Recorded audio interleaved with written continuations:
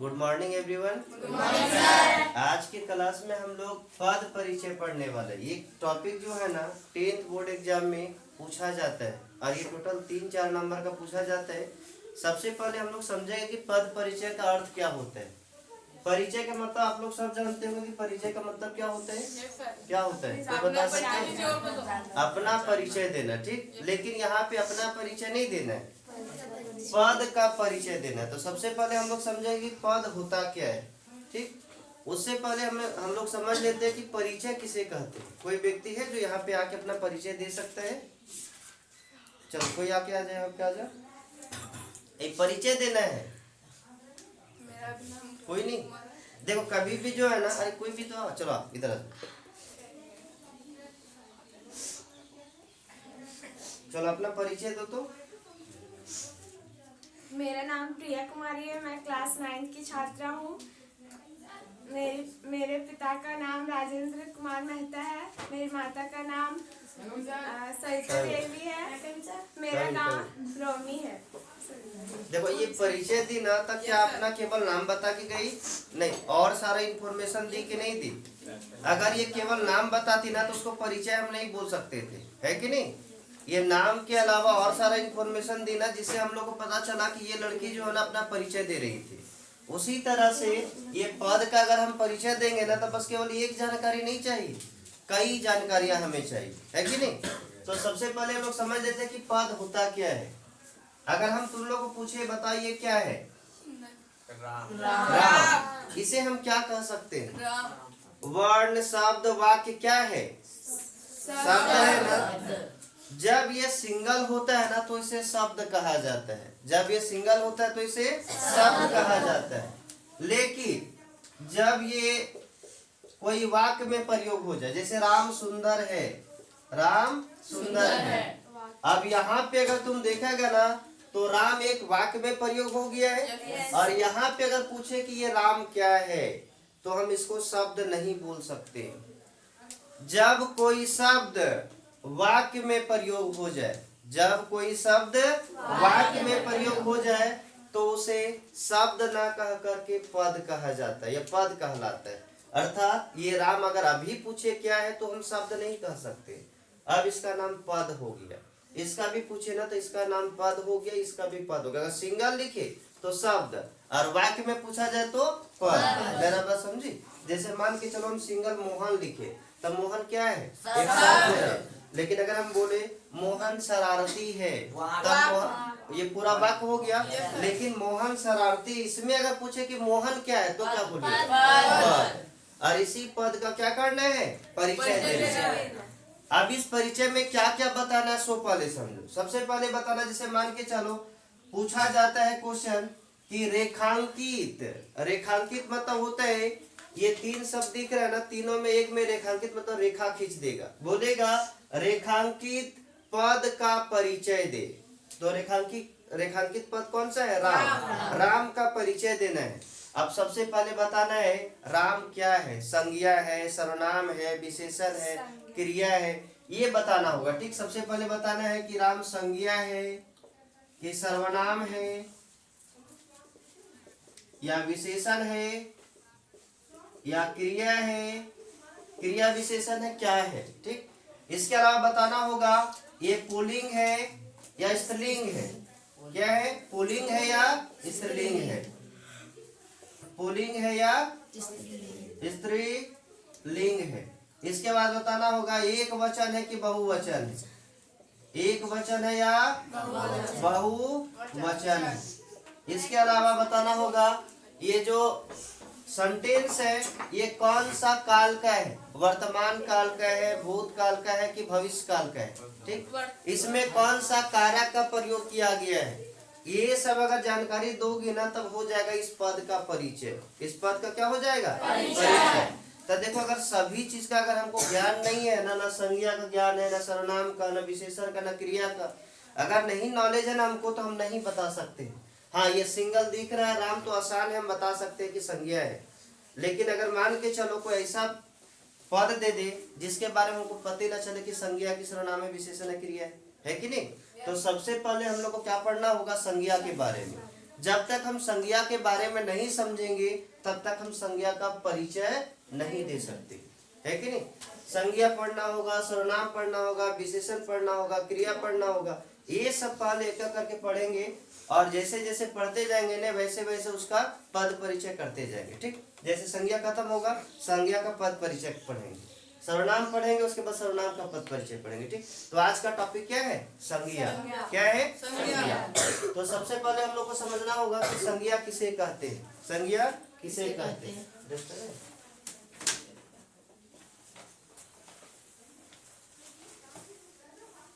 चल, पहला टॉपिक क्या है? संज्ञा। बोलो, संज्ञा किसे कहते हैं? देखो, संज्ञा जो है ना हम लोग बहुत छोटा से पढ़ते हैं कि संज्ञा किसे कहते हैं और सब लोग जानते हैं कि संज्ञा किसे कहा जाता है। एक बात ख्याल रखना कि ये दुनिया में जितना भी नाम है ना सबको संज्ञा कहते हैं। ठीक, तुम बोल सकती हो किसी व्यक्ति, किसी व्यक्ति, वस्तु, स्थान तथा भाव आदि के नामों को संज्ञा कहते हैं, है कि नहीं। या तो तुम बोल सकती है कि दुनिया में कुछ भी है जो देखने वाला है या बिना देखने वाला, मतलब जो दिखाई देता है या दिखाई ना दे, सब का सब क्या है? संज्ञा है। क्या है? संज्ञा। देखो, जितना भी कुछ है ना जिसको हम देख सकते हैं सबका नाम है, भले हम जाने या ना जाने। जैसे मान के चलो ये क्या है? मार्कर है। भले इसको हम लोग देखे तो जानते हैं इसका नाम मार्कर है। अगर कोई ऐसा पदार्थ हम दिखाते या ऐसा वस्तु दिखाते जिसके बारे में हम कभी सुने नहीं या ना कभी देखे हैं, हाँ हो सकता है कि इसका नाम पूछते तो तुम लोग नहीं बता पाते, लेकिन क्या उसका नाम नहीं था? नाम होगा। जो उसके बारे में जानता हो वो तो उसका नाम बता सकता है ना। तो दुनिया में कुछ भी दिखाई दे रहा ना सबका सब क्या है? संज्ञा है। सबका सब क्या है? संज्ञा। आसपास जितनी वस्तुएं दिखा रही है ना सबका सब संज्ञा है। चाहे बोर्ड हो, चाहे ये दीवार हो, पोडियम हो, चेयर हो, कोई भी हो ना सबको क्या बोलते हैं? संज्ञा बोलते हैं। और संज्ञा के कुल कितना भेद होता है? 5 भेद। कहीं कहीं 3 भी लिखा हुआ रहता है, लेकिन मेनली 5 याद रखेंगे हम लोग। देखो 3 कौन सा है ये भी हम बताएंगे। संज्ञा का 5 भेद कौन कौन सा है? पहला है व्यक्तिवाचक संज्ञा, दूसरा क्या है? जातिवाचक संज्ञा,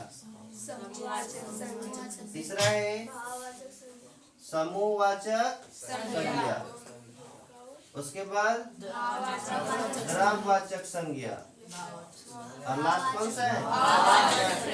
भाववाचक संज्ञा। ठीक, व्यक्तिवाचक संज्ञा किसे कहते हैं? व्यक्तिवाचक संज्ञा। व्यक्तिवाचक संज्ञा किसे कहते हैं? अगर किसी को पता है तो उठ के पढ़ो। व्यक्तिवाचक संज्ञा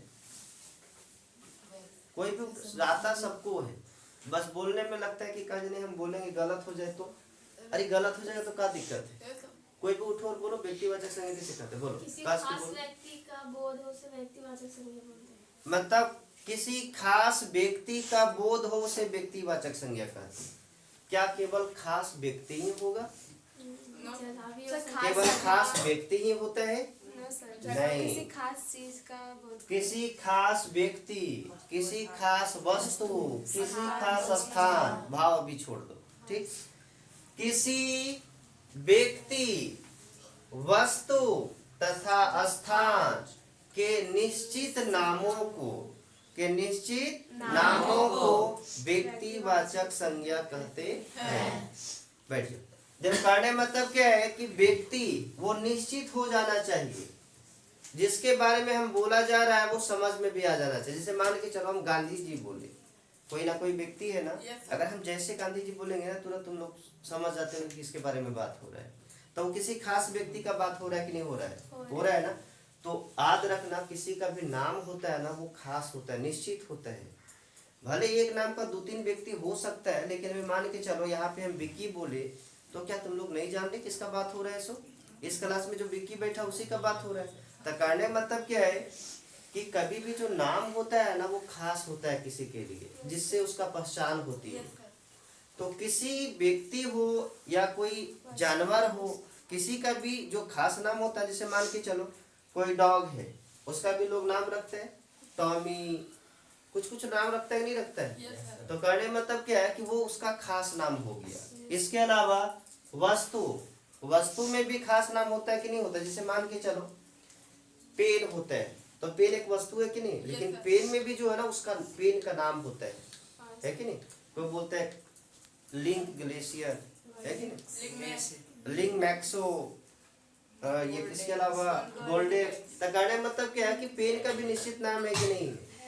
इसके अलावा अगर मान के चलो कोई स्थान हो, ठीक, स्थान जैसे मान के चलो शहर होता है, देश होता है, लेकिन देश का भी तो नाम है निश्चित कि नहीं है। जैसे हम शहर बोले तो नहीं पता चलेगा कि किसका बात हो रहा है, लेकिन अगर हम हजारीबाग बोले ना तो ये क्लियर हो जाता है कि बात किसकी हो रही है। तो अगर कोई भी व्यक्ति, वस्तु तथा स्थान के निश्चित नामों को, कौन सा नाम को, निश्चित नाम को व्यक्तिवाचक संज्ञा कहते हैं। ठीक, यहाँ पे दूसरा ये भी याद रखना ना कि जो पृथ्वी पे एक ही है, जो पृथ्वी पे एक ही है वो व्यक्तिवाचक संज्ञा होगा। जैसे मान के चलो अगर हम बोले पृथ्वी एगो है कि नहीं, चंद्रमा एगो है, सूर्य एगो है, बृहस्पति ग्रह एगो है, जितना भी तुम जानती है ना एक है, वो सब का सब कौन हो जाएगा, व्यक्तिवाचक संज्ञा। कौन हो जाएगा, व्यक्तिवाचक संज्ञा। तो व्यक्तिवाचक संज्ञा समझ गए किसे कहते हैं। जब कभी भी निश्चित नामों का बात होना तो वो व्यक्तिवाचक संज्ञा कहलाता है। दूसरा आता है जातिवाचक संज्ञा। जातिवाचक संज्ञा किसे कहते हैं, जाति का बोध कराता है। हाँ, पूरे जाति का बोध कराने वाले शब्द को जातिवाचक संज्ञा कहते हैं। किसी व्यक्ति, वस्तु तथा स्थान के वैसे शब्द जिससे पूरा जाति का बोध हो उसे व्यक्तिवाचक संज्ञा कहते हैं। जैसे मान के चलो वो जातिवाचक संज्ञा कहते हैं। व्यक्तिवाचक हो गया जातिवाचक, मतलब अगर पूरा ये जाति का बोध कराएगा ना तो उसे जातिवाचक संज्ञा कहते हैं। जैसे मान के चलो अगर हम नाम बोलते थे, जैसे विक्की बोले तो एक लड़का का नाम डिनोट किया है, उसी व्यक्ति का संकेत किया है। लेकिन मान के चलो हम बोल दे लड़का, तब बोलो लड़का अगर हम बोले तो एक व्यक्ति के बारे में बात हो रहा है, नहीं, पूरा जाति का बात हो रहा है। मतलब उस जाति का जितना, मतलब लड़का जितना भी है ना सबका बोध हो रहा है। तो पूरा जाति का बोध कराने वाले शब्द को क्या बोलते हैं, जातिवाचक संज्ञा। अगर मान के चलो अगर हम बोले पक्षी तब पूरा पक्षी जाति का बोध हो गया। हम जानवर बोले तो पूरा जानवर का बोध हो गया। कहने मतलब क्या है कि जब पूरा जाति का कोई चीज बोध कराता है ना तो उसे क्या बोलते हैं, जातिवाचक संज्ञा। जैसे मान के चलो यहाँ पे हम बोले थे महात्मा गांधी, क्या बोले थे, महात्मा गांधी। इसके अलावा बोले थे हिमालय पर्वत। कौन पर्वत, हिमालय पर्वत। इसके अलावा बोल सकते हैं गंगा नदी। कौन नदी, गंगा नदी। चांद, सूर्य, ये सब हम बोल सकते हैं ना, नहीं बोल सकते। ये देखो निश्चित नाम हो रहा है। एक अलावा हजारीबाग बोल सकती हो। अब यही सब में जो है ना हम ऐसा बोलेंगे ना जिसमें पूरा जाति का बोध है। जैसे मान के चलो हम लड़का बोले तो लड़का क्या एक व्यक्ति को डिनोट कर रहा है, पूरा जाति का डिनोट कर रहे हैं। हिमालय पर्वत है, हम हिमालय पर्वत ना बोल करके अगर हम केवल पर्वत बोले, क्या बोले, पर्वत, तब बोलो ये पूरा जाति का बोध करा रहा है, नहीं करा रहा है, पूरा जाति का बोध करा रहा है। इसके अलावा गंगा नदी को हम क्या बोल सकते हैं, नदी बोल सकते हैं। अगर हम नदी बोले ना तो ये पूरा जाति का बोध करा रहा है। इसके अलावा मान के चलो ये तो सिंगल है तो हम जाति में नहीं बता सकते। हाँ बता सकते हैं, जैसे उपग्रह बोल सकते। अगर उपग्रह बोल दे तो क्या एक है, नहीं है। उपग्रह बोल दे तो ये बहुत सारा उपग्रह, चांद भी एक उपग्रह है ना, तो उसी तरह से बहुत सारा उपग्रह है। अगर हम केवल उपग्रह बोलते हैं ना तो वहाँ पे कोई जाति का बोध हो रहा है, पूरे जाति जितना उपग्रह है सब आ गया। ठीक, इसके अलावा हजारीबाग बोले तो एक शहर का नाम हुआ, इसको शहर बोल सकते हैं, जिला बोल सकते हैं, कुछ भी बोल सकते हैं। तो ये पूरा जाति का बोध करा रहा है, नहीं करा रहा है। तो जब ऐसा सब जो पूरा जाति का बोध कराता है उसको जातिवाचक संज्ञा कहते हैं। अगला है समूहवाचक संज्ञा। कौन वाचक, समूहवाचक। वैसा शब्द जो पूरा समूह को संबोधित करता है। ठीक, उसे समूहवाचक संज्ञा कहते हैं। मतलब वो शब्द बोलने के बाद जो अलग समूह का फीलिंग हो, समूह मतलब भीड़ का फीलिंग हो, मतलब ग्रुप का फीलिंग हो, उसे क्या कहा जाता है? समूहवाचक संज्ञा। जैसे मान के चलो हम एक शब्द बोले भीड़, भीड़। अच्छा, भीड़ कहने से क्या अर्थ होता है?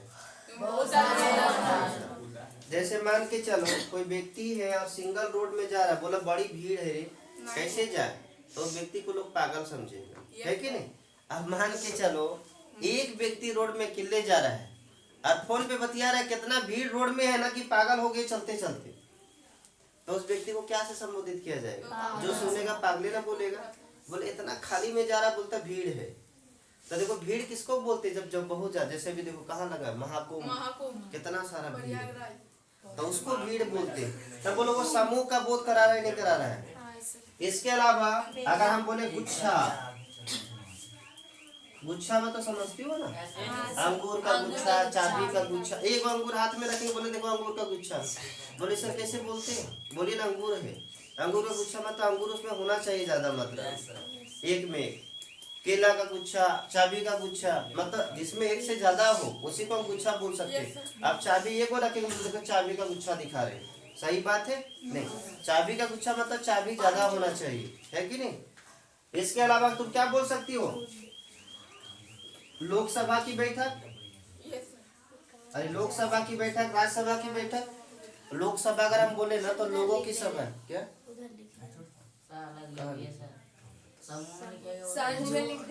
वो इधर लिख दे रहे। अच्छा भाई छोड़ रही है, कोई दिक्कत नहीं। लोकसभा, कौन सभा? लोकसभा, लोकसभा। झुंड भी हो सकता है, लोकसभा, बाजार भी हो सकता है। देखो बाजार हो गया, मेला हो गया, झुंड हो गया, क्लास हो गया। क्लास भी जो होता है ना उसमें एक विद्यार्थी नहीं होता, कोई भी क्लास चले जाओ एक से ज्यादा विद्यार्थी होता है। तो जहाँ पे भी झुंड का फीलिंग देना, वैसे शब्द को समूहवाचक संज्ञा कहते हैं। इसके अलावा पंचायत, पंचायत जो होता है ना, कभी भी जैसे बैठक हुआ या बैठक बोलो, मेला बोलो, जितना भी है ना सब का सब कैसा है? समूहवाचक संज्ञा। कोई दिक्कत समूहवाचक में? अगला क्या है? द्रव्यवाचक संज्ञा। द्रव्यवाचक संज्ञा किसे कहते हैं? जिसे माप एवं तौल सकते, अर्थात गिन नहीं सकते हैं, वैसा शब्द या वैसा मतलब वैसा कहने मतलब क्या है कि जब हम उस चीजों को केवल माप और तोल सकते हैं, गिन नहीं सकते हैं, उसे द्रव्यवाचक संज्ञा कहते हैं। जैसे मान के चलो हम तुम लोग को बोले चीनी, चीनी, तब बोलो चीनी की कोई गिनती है? अब ऐसा नहीं कि 4 को चीनी ले लेना, बोला सर देखिए चीनी गिन देते 1 2 3 4, ऐसा नहीं। देखो कभी भी जब उसको हम परचेज करते हैं ना, खरीदते हैं, उस समय अगर तुम गिन के खरीदती होगी तो माना जाएगा कि चलो ये काउंटेबल है, मतलब गिनते हैं। चीनी कभी भी तुम खरीदी गिन करके कि 25 को चीनी दीजिए? नहीं। तो चीनी हो गया, नमक हो गया, दूध हो गया, दूध भी जो है ना माप करके या तौल करके खरीदते हैं। पानी हो गया, तेल हो गया, सोना हो गया, जैसे कोई भी आभूषण होता है उसको हम गिन के थोड़ी खरीदते हैं। अरे मान के चलो तुम सोना खरीदने गई और नाक वाला पसंद की, लेकिन वो जो देगा ना तो तोल करके ही देगा, कितना वजन है उस वजन के हिसाब से ही देगा। तो जिसको हम केवल माप और तोल सकते हैं ना, गिन करके खरीद बिक्री नहीं किया जाता है, उसे कहा जाता है द्रव्यवाचक संज्ञा। जैसे मान के चलो कुर्सी हम बोले, तो कुर्सी कभी तौल के खरीदी है? भले लोहा का सामान होता है तो भले हम खरीदते हैं तौल करके, लेकिन जनरली हम कुर्सी को खरीदते हैं गिन करके। जैसे कभी कुर्सी खरीदने के लिए जाते तो ऐसा कभी डिमांड करके जाते 5 किलो कुर्सी खरीदेंगे, या तो 5 कुर्सी खरीदेंगे या तो 4 कुर्सी खरीदेंगे। तो कुर्सी जो है ना हमेशा क्या होता है? गिन के खरीदा जाता है। तो जिसे गिन सकते हैं ना वो तुम्हारा द्रव्यवाचक में नहीं आएगा, मतलब जिसको हम गिन के खरीदते वो द्रव्यवाचक नहीं होगा। जिसको गिन के खरीदते हैं वो इधर में जाएगा। और मान के चलो हम कुर्सी बोले तब बोलो ये समूह में जाएगा कि जाति में जाएगा कि व्यक्ति में जाएगा? कुर्सी व्यक्ति में जाएगा। अरे कुर्सी का भी नाम होता है, क्या कुर्सी का कंपनी नहीं होता अपना? हम तोरा बोले सिल्लो का कुर्सी लेके आना था, तो कोई भी ला सकता है उठा करके? नहीं, तो सिल्लो का कुर्सी मतलब सिल्लो का कुर्सी चाहिए, है कि नहीं? कहने का मतलब क्या है कि जब तक उस व्यक्ति या वस्तु का नाम ना हो जाना तब तक हम व्यक्ति में नहीं डाल सकते हैं। कुर्सी कहने मतलब क्या, हम बोले कुर्सी ला तो कोई भी तुम कुर्सी उठा के ला सकता है कि नहीं? तो कुर्सी जो है ना पूरा जाति का बोध करा रहा है, तो कुर्सी इसमें आ जाएगा, है कि नहीं? तो द्रव्यवाचक समझ गई, जिसको हम केवल माप एवं तौल सकते हैं, गिन नहीं सकते हैं, उसे क्या कहा जाता है? द्रव्यवाचक। जिसे क्या हो गया? चीनी, पानी, नमक, दूध, दही, कोयला, सोना, है कि नहीं? कोयला को कोई गिन के खरीदती है? 4-5 बोरा खरीदते हैं? नहीं। हाँ, बोरा तुम खरीदती गिन के, 1 बोरा 2 बोरा, लेकिन बोरा में भी जो है ना एक लगभग अंदाजा से डाला जाता है कि इतना जो है ना 200-250 में बिक जाएगा, उसी तरह से डाला जाता है ना। तो कहने मतलब क्या है कि ये सब द्रव्यवाचक है, मतलब जिसको हम गिनते नहीं है जनरली। अच्छा, आम बता तो क्या है? आम द्रव्यवाचक। आपको ये मत बोलना सर आम तो हम गिनियों के खरीद लेते हैं, जो दुकान में जाते हैं बोलते 2 आम दे दो और 10 रुपए दे देते हैं, तो गिनिए के नहीं खरीदे सर? नहीं, ओकरो जो है ना एक अंदाजा लग गया कि बेचते बेचते कि लगभग 5 आम 25 रुपए में मिल जाते हैं, तो 2 आम ले तो चलो 10 रुपए में दे देते है कि नहीं? अब मान के चलो 500 में अगर 5 आम चढ़ रहा है तब तो 10 रुपए में 2 आम दे देगा? कभी नहीं देगा, है कि लगभग उसका अंदाजा हो जाता है कि 1 किलो में कितना चढ़ता है, उस हिसाब से चलो लेने भी गई तो 2 को दे दिया। उसका मतलब ये नहीं कि हम गिन के खरीद दिए सर, है कि नहीं? जनरली आम बिकता कैसे? तौल करके, है कि नहीं? तो जिसको तौल करके या माप करके बेचा जाता है ना, वो द्रव्यवाचक संज्ञा होता है। लास्ट बच जाता है क्या? और भाव का मतलब फीलिंग होता है, इसको हम देख नहीं सकते, बस केवल महसूस कर सकते हैं। इसीलिए हम शुरुआत में बोले थे कि जिसे देख सकते हैं या नहीं दिखाई देने वाला भी दोनों संज्ञा होता है। ये चारों के चारों दिखाई देता है, अर्थात ये भाववाचक जो है ना दिखाई नहीं देता है। जैसे हम बोले बचपना, बुढ़ापा, गरीबी, अमीरी, ये दिखाई नहीं देता, महसूस होता है। जैसे मान के चलो इस क्लास में कोई ऐसा बच्चा आता कि रोज रोज नया नया ड्रेस पहन के आता, उसको देख करके ये महसूस होता कि व्यक्ति बड़ी अमीर है कि नहीं? है कि नहीं? तो कहने मतलब क्या है कि कोई भी चीज जो है ना जो देख करके महसूस होता है उसी को तो भाव बोलते, फीलिंग बोलते हैं। अब मान के चलो कोई व्यक्ति ऐसा है जो गरीबों को बहुत मदद करता है, तो ऐसा नहीं बोलते ये दयालु व्यक्ति है, क्या हमको दिखा नहीं, महसूस हुआ, उसको देख करके ये फीलिंग हुआ कि ये व्यक्ति अच्छा है, लोगों की क्या करता है, मदद करता है। तो वैसा व्यक्ति जिसको देखने के बाद जो फीलिंग आता है वैसा फीलिंग को ही भाववाचक संज्ञा कहते हैं। जैसे मान के चलो कोई व्यक्ति है उठ नहीं पा रहा है, दाढ़ी उड़ी पक गया है, बाल उड़ पक गया है, किसी सहारा लेकर के उठ रहा है, क्या बोल सकते हैं? व्यक्ति बूढ़ा हो गया है, तब वो जो है ना एक तरह का फीलिंग है कि नहीं? कोई छोटा व्यक्ति भी जो है ना बूढ़ा नहीं हुआ, तब वो अगर बोलेगा ना कि उठ नहीं पा रहे हैं रे, कोई उठाओ हमको, तब वो बोल देता है बुढ़ाया गया कि, है कि नहीं? मतलब वो फीलिंग जो है ना अगर कोई अच्छा व्यक्ति भी बोल देता तो वो लोग संकेत बूढ़ा से कर देते है कि नहीं? मतलब कहने मतलब क्या है, कहने के मतलब क्या है कि जब वैसा फील आता है ना तभी वो चीज नाम दिया जाता है। अब मान के चलो कोई बड़े व्यक्ति है और बच्चा जैसा करता है तो नहीं बोलते थे बच्चा जैसा कुंजी करता है, पागल जैसा, है कि नहीं? अरे बड़ा हो गया तो बड़ा जैसा करो, छोटा छोटा बच्चा पागल जैसा करता है। तो बचपना जो होता है ना, बचपना क्या एक तरह से फीलिंग है कि नहीं?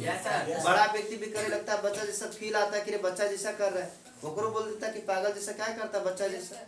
अरे बच्चा छोटा शरारती होता है, तुम बड़ा हो गया है कि नहीं? तो जो फीलिंग होता है ना उसी को बोलते हैं भाववाचक संज्ञा, भाववाचक संज्ञा, है कि नहीं? तो ये था हम लोग का संज्ञा। एक क्वेश्चन हम देते हैं, संज्ञा का पद परिचय। किसका पद परिचय? संज्ञा का पद परिचय। अगर मान के चलो यहाँ पे हम तुम लोग को पूछे, जैसे हम बोले सीता 10वीं कक्षा में पढ़ती है,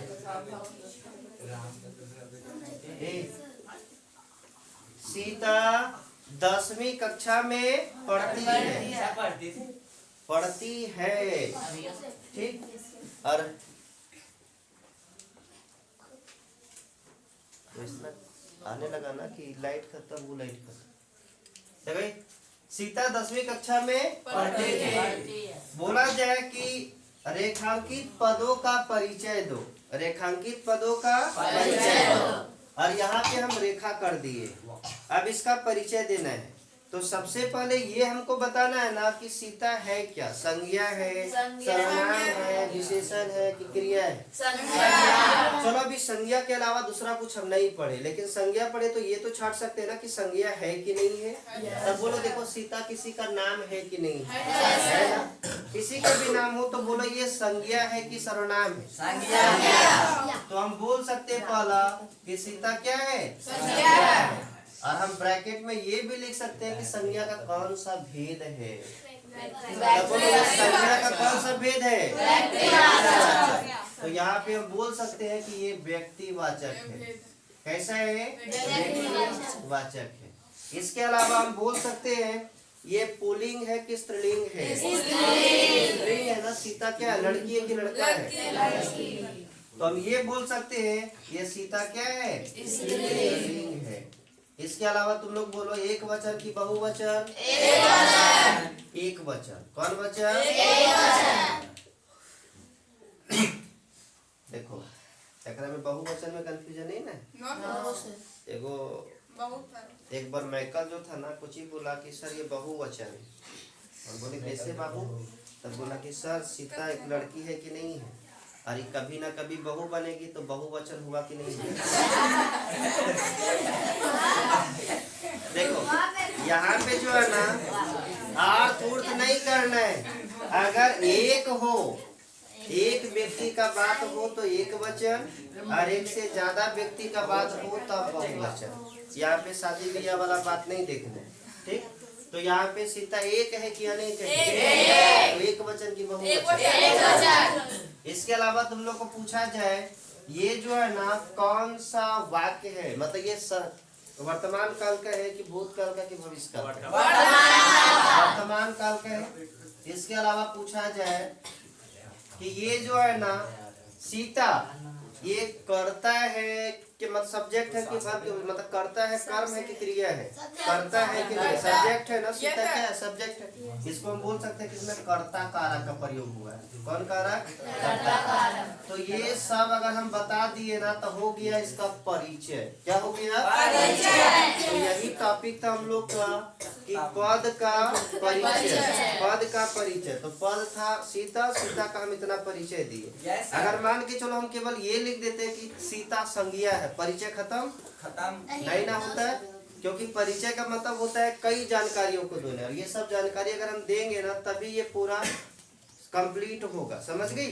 तो आज का क्लास में हम लोग पढ़े संज्ञा का पद परिचय। देखो ये जो है ना ये टॉपिक तुम लोग को पूछा जाता है, नहीं भी पूछा जाता है ना तो देखो सबसे पहले बात समझो कि यहाँ पे संज्ञा के बारे में क्लियर करेंगे, सर्वनाम, विशेषण, क्रिया। ज्यादातर ये मैट्रिक का बोर्ड एग्जाम जब होता है ना तो कभी कभी पूछा जाता है, जैसे सीबीएसई वाला में है तो हमेशा पूछा जाता है, ठीक। जैक बोर्ड में जो है ना कभी कभी देता है, कभी कभी नहीं देता है कि नहीं। तो देखो सबसे पहले जो है ना इसको अच्छा से पढ़ेंगे।